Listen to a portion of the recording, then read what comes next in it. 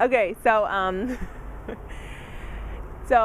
when I first met Angelina, my son was, I think he was about 2.5, and he was pretty rambunctious. And we did the punitive punishment, like that's how I was raised, that's how my mom was raised, that's how my whole family raised their kids now. And so, he did the bad wrong thing, like put him in timeout. We never really spanked anyway. But we did like tell him when he did something wrong, and we let him know like that was not right and you do not do that again, type of thing. But then I met Angelina, and she saved my life. And we learned from her to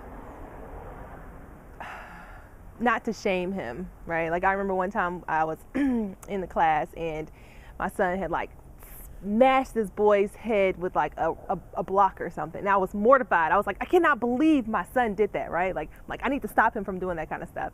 But then Angelina calmly said, you know what, Ezekiel, you take care of your friend. See if he's okay, gentle, like she did that thing. And I was like, but what do I do? She was like, oh, you feel shame? She was like, that's your problem. Do not shame your kid. And ever since then, I learned like shame is bad. And, that's what the punitive punishment does. It like shames them. It was kind of hard to like get my husband on board. But once I explained to him, and once Angelina had like a few conversations with him, he understood. And Zeke has completely changed. Like he turned around like total 180. He's before I couldn't even like leave him with like other kids without